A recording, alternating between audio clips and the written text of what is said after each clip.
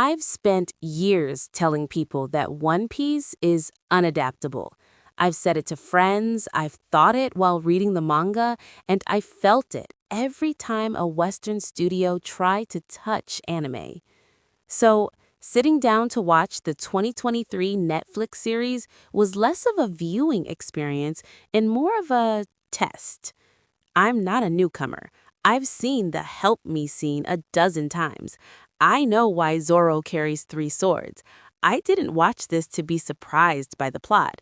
I watched it to see if they could capture the feeling. And honestly, for a show that looks like high-budget cosplay and shouldn't work on paper, it gave me something I didn't expect. It made me smile. It made me feel like a dreamer again. Today, I'm not here to give you a top 10 Easter eggs video. I'm just here to talk to myself about what this 10 of 10 adaptation feels like, even if I still think the rest of the story is impossible to finish.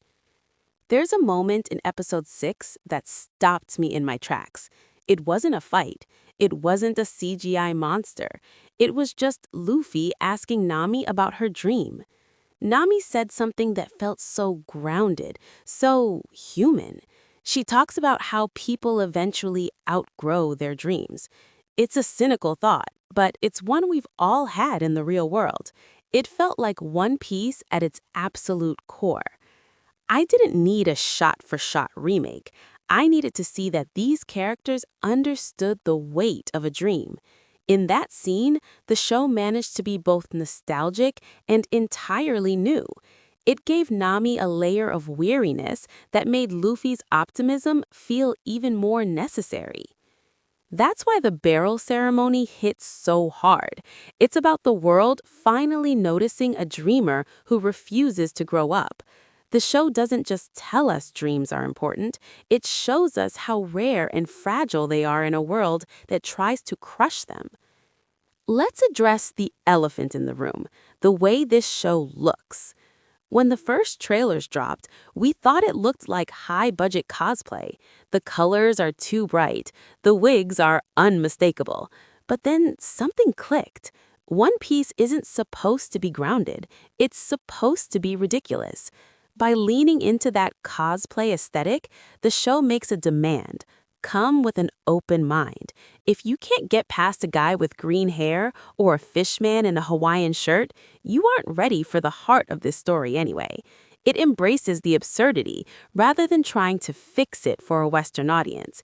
It uses that colorful exterior to protect the very real, very human soul underneath. I'm giving Season 1 a 10 out of 10, but here's my hot take as we look toward the future.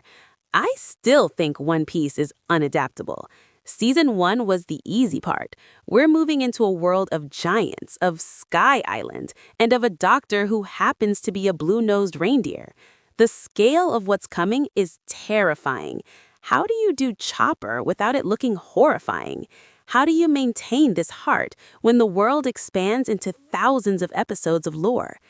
I honestly don't know if they can keep this up. The curse might not be broken forever. It might just be on hiatus. But maybe that doesn't matter. Luffy's whole philosophy is about the journey, not just the destination. It was the best show of 2023 for me, and even with all my skepticism, it is easily my most anticipated show for 2026. We can dream, right? And in the world of One Piece, that's usually enough. See you on the Grand Line.